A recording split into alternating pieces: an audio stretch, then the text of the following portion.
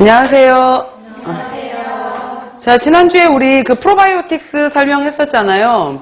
그 개념만 잠깐만 다시 설명하면은, 그러니까 이거예요. 그 프로바이오틱스라고 말했던 것이 얘네는 균주예요, 균주. 균주 자체를 우리가 그래서 대표적으로 들어가는 것이 락토바실러스 이런 식으로 해서 락토바실러스, 뭐 스트랩토코코스 이렇게 들어가는 젖산, 당으로부터 젖산을 만들어내는 젖산균 자체를 우리가 프로바이오틱스라고 하는 거고, 이것들에 바로 자랄 수 있도록 먹이가 되어주는 것들을 우리가 프리바이오틱스다라고 하는 거예요. 프리바이오틱스. 그래서 여기에 들어가는 거에 올리고당도 들어가고, 뭐 팩틴도 들어가고, 등등등 이런 식으로 이것들의 먹이가 되는 것을 프리바이오틱스, 균주 자체를 프로바이오틱스라고 한다 이 말이라 그랬어요. 그래서 이것들 같은 경우에 역할 좀 봐놓으시면은 바로 이것들이 젖산, 지방산 이란 것을 만들기 때문에 산을 만들어요. 그렇게 되면은 일반적으로 우리 장내에 살고 있는 유해균들이 있는데, 유해균들이, 그러니까 좋지 않은 균이란 뜻이잖아요. 유해균들이 좋아하는 pH가 7 내지 8이거든요. 7 내지 8인데 이것들이 7 내지 8에서 좋아해. 그런데 젖산을 만들고 여러 가지 산을 만들다 보니까 pH가 점점 낮아지게 돼요. 그러니까 유해균들이 좋아하는 pH보다 떨어지기 때문에 얘네들이 증식하기가 어렵다 이 말이에요. 그래서 장을 튼튼하게 이 말이에요. 그래서 유해균의 생장을 억제하고 또 담즙산이라는 것들을 같이 끌고 나가주기 때문에 담즙산 내에 만들어지는 주 원료가 콜레스테롤이거든요. 그래서 바로 콜레스테롤을 떨어뜨려주는 역할을 한다라는 말이에요. 장이 건강해지니까 좋은 영양소 소화흡수 이런 것들이 촉진이 되고, 장 건강이 좋아지다 보니까 면역 기능 이런 것들도 좋아지더라. 그 다음에 대장에서 만들어지는 비타민 K 등 영양소 합성도 잘 일어난다 이 말이에요. 프로바이오틱스를 통해서. 자, 그 다음 들어가는 게 이제 변비에 해당이 되는 건데, 보통 변비 같은 경우에는 결장 안에 일정 시간, 즉 24에서 72시간 그랬는데 3일이에요, 3일.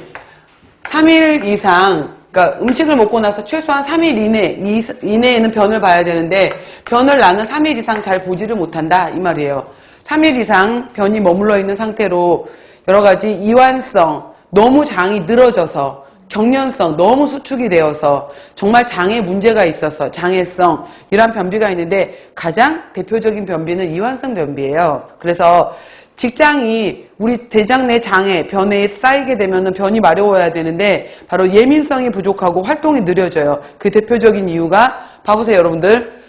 소장에 있어서 이렇게 이제 위로 올라가는 상행결장, 옆으로 가는 횡행결장, 대장에서 아래로 내려가는 하행결장, S상결장, 직장, 항문 이래야 되는데 마지막에 직장 있잖아요. 그래서 변을 너무 참아버릇하게 되면은 이 직장 쪽에 상행결장, 결장, S상결장, 그래서 결장이 있고 마지막에 직장에 있게 되는데 막 변이 마려워 죽겠어. 그래서 변이 여기 끝에 있는 것 같은데 아무리 힘을 줘도 안 나와. 나왔다 들어갔다. 이걸 직장형 변비라고 하거든요. 이거 같은 경우에도 이제 너무 예민해졌었을 때, 그리고 우리가 변 찌꺼기들이 이렇게 이제 변이라는 것이 하나의 커다란 덩어리가 되면서, 왜 우리 TV에서 변비선전 보면은 변이 이렇게 뭉쳐서 내려가잖아요. 옆으로 아래로 이렇게 내려가야 되게 되는 건데, 그렇게 되려면 변의 양이 있어야 된단 말이에요. 변의 양이 되려면은 어느 정도 섬유소의 변 양도 돼야 되고 수분도 있어야지 얘네가 말랑말랑한 상태로 부드럽게 내려가는 변이 되는 거죠. 근데 이 변이 일단은 섬유소 양이 부족하다 보니까 변 자체를 만들 양이 안 되네. 수분이 부족하다 보니까 변이 딱딱해져 버렸네. 그래서 변이 장 곁에 붙어버리면서 잘 나오지 못하는 것을 우리가 변비라고 해요. 노봤자, 그래서 가장 좋은 형태는 일반적으로 보통 이제 50g에서 70g 이상이라고 얘기하는데 우리가 변장을 재볼 수도 없고, 그죠? 그래서 고구마로 봤었을 때 고구마 반 개 정도 이상의 변량이 나와야 되는 거고, 나올 때 노란색의 형태를 띈 형태가 나와야 되는 건데, 이제 우리가 뭐 옛날엔 염소똥 이랬었는데 요즘 애들이 염소를 본 적이 없네? 그러다 보니까 지금은 자갈똥 이렇게 표현을 한대요. 그러니까 방울방울 떨어지는 변 형태도 바로 이제 장에서의 변비 해당이 되는 거잖아요. 그러니까 이러한 형태인데 바로 섬유소가 부족하고 수분이 부족했을 때 특히 발생되더라라는 거예요. 그래서 섬유소 부족, 그 다음에 장을 약간 자극해 줄 수 있는 지방이나 수분도 부족하다라는 내용이고요. 제일 첫 번째 나오는 것이 항상 충분한 물을 드세요 이거예요. 그래서 하루에 8컵에서 10컵 정도 물을 충분히 먹어라 라는 거고요. 섬유질, 지금 말했던 것처럼 소화되지 않는 다당류, 팩틴은 과일 속에 많이 들어있죠. 만난 같은 경우에는 우리가 곤약에 들어있는 거고요. 그 다음에 아가로즈 같은 경우에는 한참 뭐부터 시작을 해서 여러 가지 해조류, 다시마 이런 데 많이 들어가 있는 것들이잖아요. 바로 이러한 것들 충분히 많이 먹어줘라. 그 다음에 아침 공복 시에 차 한 잔 이런 것들도 산이란 걸로 장을 자극해주는 역할도 해요. 지방, 그 다음에 이완성 변비 환자한테는 가끔은 탄산 음료도 장을 살짝 자극해주기도 해요. 자, 이 이완성 변비가 일반적이라면은 경련성 변비는 주로 말라있는 사람들한테 많아요. 그래서 대장이 너무 예민해. 이 사람들은 신경 말단이 지나치게 수축되어 있다. 그래서 이 사람들의 특징은 뭐냐면은 밥 먹고 나면 나는 배가 아파. 이런 사람들이 이쪽이 많아요. 그래서 장벽에 어떤 것이 닿게 되면은 수축이 되면서 아픈 사람들, 통증을 느껴요. 그러니까 이 사람들은 초반에는 장관 점막을 흥분시키지 않는 것으로 자극을 하지 말아야 되니까 정제되어 있는 거, 잘게 다진 고기, 그 다음에 이렇게 뭐 생선, 가금류, 섬유소가 적은 것들 이런 거 주고 특히 자극할 수 있는 카페인, 알코올, 탄산. 아까 이완성 경비에서는 탄산 음료를 줄 수 있었는데 경련성은 예민한 사람들이기 때문에 주지 말아라 이 말이에요. 장애성 변비는 내려오는 대장 자체에 문제가 있는 경우 이러한 경우인데 유동식 경련성 변비 식이요법으로 이 사람들은 변을 만드는 물질이 최소가 되게 하라 이거예요. 그래서 변비는 이거야 여러분들. 변비는 다른 특징 없고 너무 무력해서 발생되는 이완성이 있고 너무 수축해서 발생하는 경련성이 있대.